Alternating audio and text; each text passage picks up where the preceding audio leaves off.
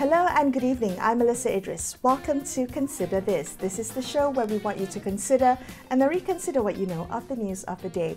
Lawrence Wong has been sworn in as Singapore's new Prime Minister, succeeding Lee Hsien Loong after a 20-year tenure. Now, this leadership transition is only the third since Singapore's independence in 1965. So what kind of Singapore will Lawrence Wong be inheriting, and how will his leadership shape the nation's future? Joining me on the show to discuss this further is Associate Professor Chong, who is from the Department of Political Science at the National University of Singapore. Ian, thank you for being on the show with me today. I appreciate your time. Maybe we could begin our conversation today by you describing a little bit what kind of Singapore you think Lawrence Wong is inheriting today. I mean, what would you say are the major socioeconomic issues that he faces? So Lawrence Wong comes to office at a time where Singapore is highly prosperous. It has a very sophisticated economy. There's lots of services, especially financial services, that are very advanced. At the same time, because of all the sort of growth in wealth that we've seen, Singapore also faces inequality, quite a lot of wealth inequality. In addition, Singapore also faces a low birth rate. A lot of this is tied, of course, with housing costs, cost of living, and things like that. And I think perhaps because of its small size, Singapore is particularly sensitive to what the international environment looks like. And the international environment that allowed Singapore to thrive, where there was a lot more cooperation among the major powers, that's turned to competition. And that means that the sort of access to capital and technologies from developed economies, and then the trade in goods with economies that like the PRC, that may be disrupted somehow. So, of course, that will affect Singapore's domestic economy, employment, things like that. So, Lawrence Wong has to deal with all of this. Okay, all right. So, given all of the things that you've laid out for us, when we think about some of the immediate challenges and then also his long-term goals, where do you see the most pressing issues for Prime Minister Lawrence Wong to address immediately in office, and what should be his kind of long-term priorities? So most immediately, actually, I think Lawrence Wong needs to set a clear direction for himself.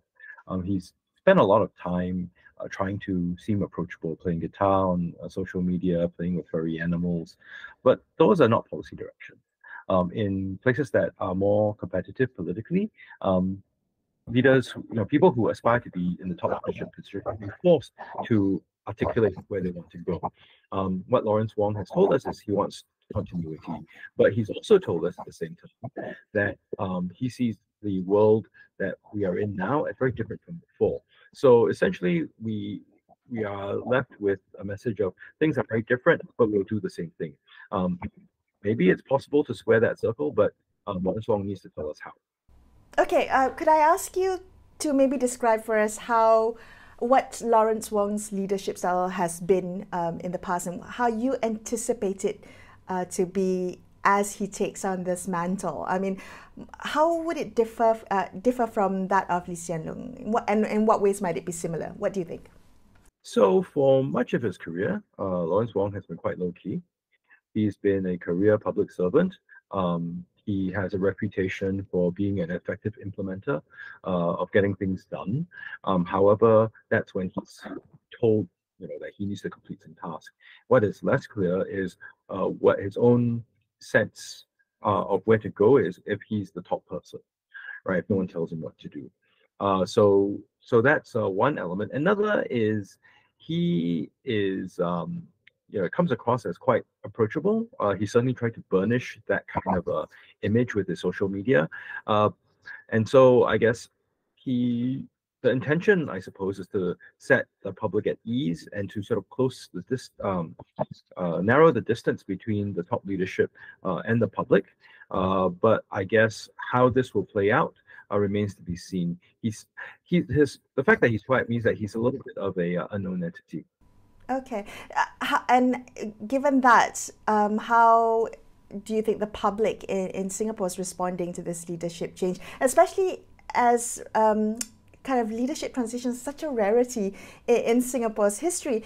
What are the key concerns? You mentioned a little bit earlier that, he says times are different now, things are changing, yet continuity is at the heart of this leadership transition. How does that jive with the Singaporean public? Well, that's me paraphrasing him. I guess if you have to ask the which part of the Singapore public you're looking at. For parts of the Singapore public that um, hope for a leadership that is friendlier, that is more approachable, certainly Lawrence Wong checks that box. For parts of the public that hope to have a system of government that is more representative of the diversity of opinion across Singapore society, that is more respectful of the restraints on executive authority, then where Lawrence Wong will go, seems more of the same as what's come before, right? So he doesn't seem to want to rejigger that. Then I guess for folks who are looking for some sort of policy direction in order to gain some footing in this whole air of uncertainty, the fact that Lawrence Wong has been playing his cards quite close to his chest actually fuels some of that unease, because people would like to know what should we be investing our time, energy, and effort in, right? And why they will promise reasonable returns. That part has to be articulated. So yeah, I think it's quite diverse. But I also have to say that because Singapore's leadership transition this time around has been so drawn out. It was first talked about around 2011. So by this time, I think many people are quite worn out and are quite ready for the transition to just happen. Okay. And what are you expecting just in terms of policy, his policy direction? You said he's a known quantity. So, yeah, what would you be expecting? Oh, there are few things that we know, which is the PAP, tends to be more market driven. They and at times introduce some tweaks to try to soften some of those blows, um, such as consideration of trying to put more public housing, because public housing has become quite expensive and supplies become quite short. There's talk of something akin to unemployment insurance. But these so far, I think we need to see them really get implemented before we know. So these are small sort of elements. Lawrence Wong also said that he would listen more to the public, but that having been said, that was the same thing that Lee Hsien Loong said when he came to office in 2004. It's the same thing that Goh Chok Tong had said when he came to office in 1990. And when Lee Kuan Yew was running for office, back in the day, that's what he would claim as well. So, the proof of the pudding is in the eating. We'll have to see. So Singapore has the senior minister role. So Lee Hsien Loong is now going to be transitioning to the senior minister role. Can you maybe describe a little bit how that might work, in just in terms of governing and running a country as Lawrence Wong steps into this new role, and then you have the senior minister. Does that potentially overshadow his premiership? Right, that's a good question. I mean, in technical terms, the senior minister doesn't really have a portfolio. Sometimes they do, but they don't need to have a portfolio. So I guess the reason, as stated publicly, for having Lee around a senior minister as before, is to have the advice and the experience, that comes with these senior minister roles in the cabinet. But I think for me, it's a bit curious how that will play out, because it's very difficult to imagine that if um, the senior minister, or indeed many of the third generation PAP leaders, express a preference one way or the other, that Lawrence Wong and the fourth generation leaders will disagree, to any significant degree. I mean, they could, but that remains to be seen. I think also, if you consider the senior minister role, if the claim is that you need to provide guidance, then many of the fourth generation leaders in the PAP, Lawrence Wong included, have been in office for a long time. So Lawrence Wong first got entered politics in 2011. He soon got a political appointment. So he's not a new hand at this. So after 13 years, you'd expect that he'd be able to sort of see things through on his own a little bit more. Okay, all right. So we'll have to see how the senior minister role plays out. But if we were to zoom out and look at kind of the global relationship that Lawrence Wong will take Singapore into in terms of a new chapter, do you expect any changes in terms of Singapore's international relations, particularly with major powers like the US and China?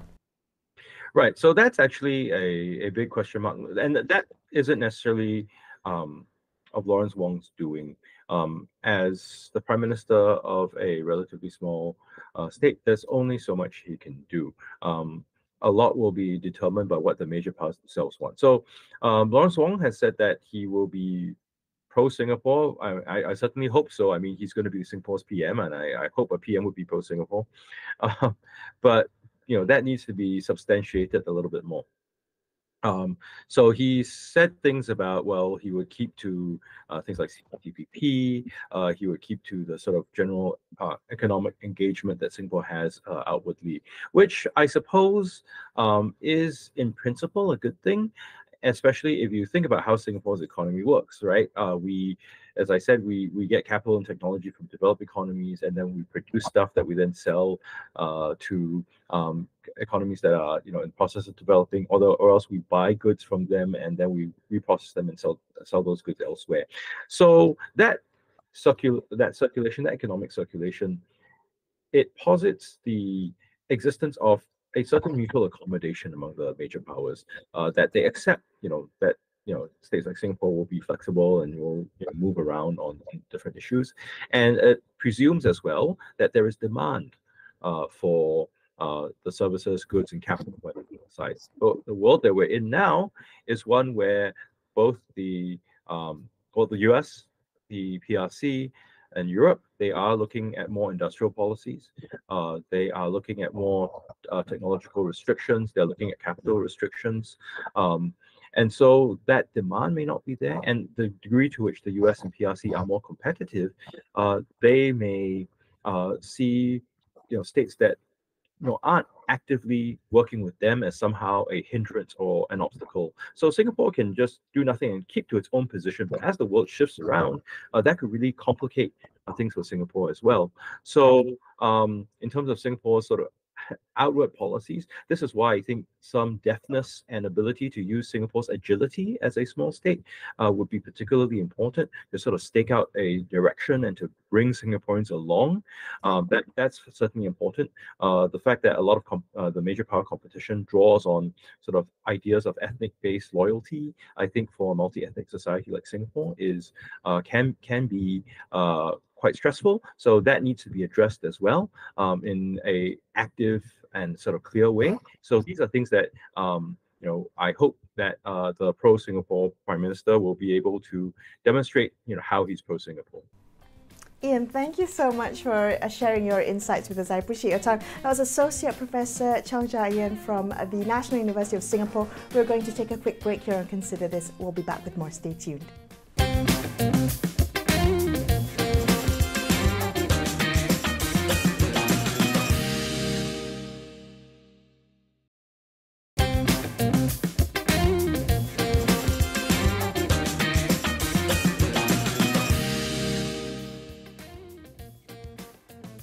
Hi, welcome back to Consider This. I'm Melisa Idris. Let's continue our discussion about the challenges and opportunities that lie ahead for Singapore under the new leadership, its new Prime Minister. This says Lawrence Wong has officially taken office as Singapore's new Prime Minister, succeeding Lee Hsien Loong after 20 years as Prime Minister. So joining us now is political analyst Lee Hsien Loong. He is a senior fellow at the Singapore Institute of International Affairs. Hsien, thank you for being on the show with me today.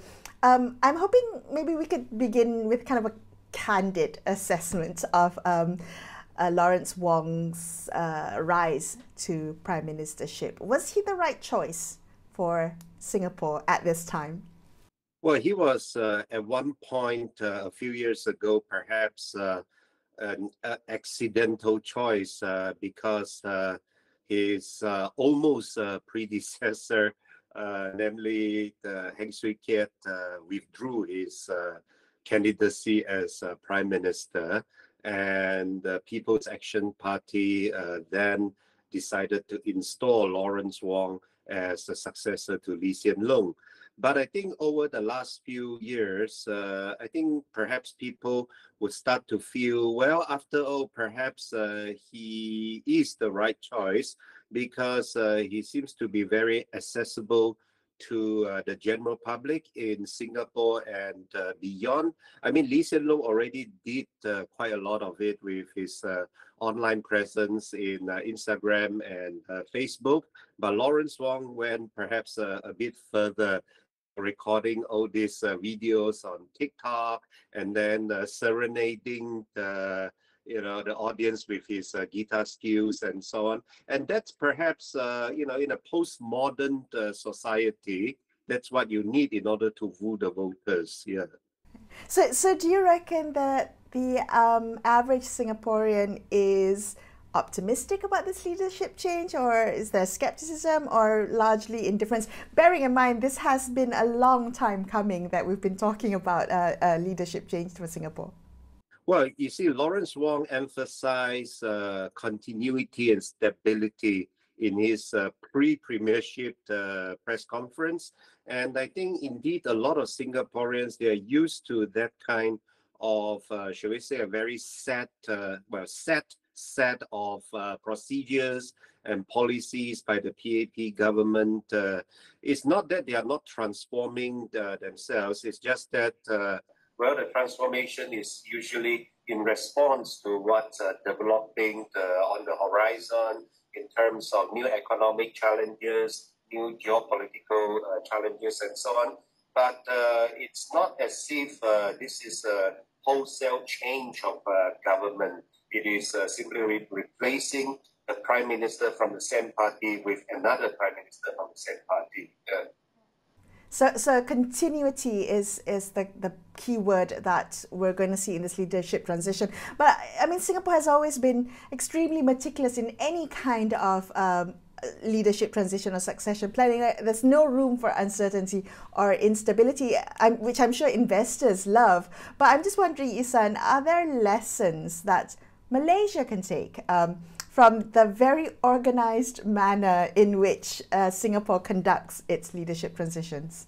Well, Malaysia used to have a very similar type of so-called smooth leadership transition because for more than half a century, Malaysia was essentially under Barisan Nasional rule, and therefore it was usually the UMNO president who sort of passed on his mantle to his successor, who was typically the deputy prime minister and so on. It's just that over the last 6 years, we have very frequent changes of government. Therefore, it looks a little bit hectic and chaotic. But I think that's just the nature of a democratic transition. Yeah. Well, Singapore also plans, it has the succession planning all in place, right? Grooms its future leaders well in advance. We have the 4G, the 3G. Might Malaysia also think about implementing a system where it identifies and then prepares potential leaders for high office and kind of also seeding the ground, right? Seeding public opinion to getting used to certain people in positions of high office? Well, because sometimes in our political landscape, you have changes of government from one side of the political divide to another. So you could only effectively do that, namely to groom your successor as only party leaders, right? You see that, for example, in DAP, They are also quite meticulous in grooming their up-and-coming leaders, including the current one, Anthony Locke. He was groomed from some years ago. And you also see that in, for example, PAS, right? Right now, they are grooming their, their version of Uncle Sam, namely the Terengganu Menteri Besar, to be a potential prime ministerial material should they take over the government. But perhaps, let's say UMNO, and surprise, surprise, PKR could take some lessons from these two parties. Namely, for example, Anwar should start grooming a few successors, and Zahid Hamidi too, perhaps could groom some of his party juniors here. Okay, so we have Lee Hsien Loong transitioning into a senior minister role. How, so do you think Lawrence Wong will struggle to step out of Lee Hsien Loong's shadow with him staying on as senior minister? Well, I think for the first few years, of course, it is a transition. So I mean, with the passage of time, of course, Lawrence Wong would develop his leadership style and so on. But again, as I said, nowadays it's not quite about how you could differentiate or distinguish yourself from your predecessors. It's more about, in a, shall we say, a democratic setting, you need to appeal to the voters, right? Even PAP itself is not totally invincible like before. They also considered a few of what they call group representative constituencies, namely, a group of these parliamentary seats to the oppositions. So, I mean, losing them. So they will have to win back those seats. And if they have to do so, indeed, a more, shall we say, accessible figure such as Lawrence Wong might just be the right candidate for that. Yeah.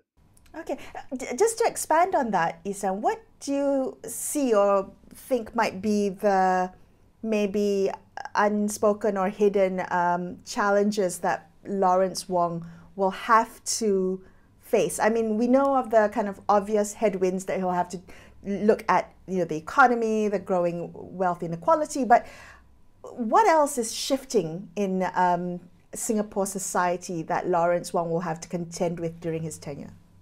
Well, of course, in Singapore politics, he will be facing an election in, let's say, about a year or maybe even less. And whether he could win the same number of parliamentary seats or even more, or lo and behold, if he loses more parliamentary seats, I think that will be the main challenge to his leadership in the coming month. And I think under his leadership, his party will indeed go all out in trying to secure their seats or even winning more. And the opposition side, of course, with a new leader on the other side, of course, they will also be looking for opportunities to score even more wins. So I think political concerns will be at the top of his mind.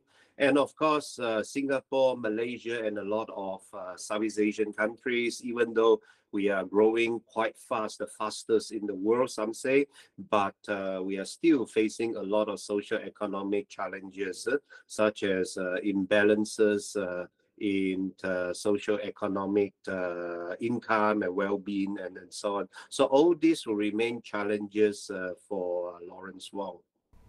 And do you foresee Malaysia and Singapore's relationship evolving under Lawrence Wong's leadership? Are there any issues that might be improved, or on the other side, on the flip side, could have further tensions? What do you foresee? Malaysia and Singapore, of course, have very special relationships, right?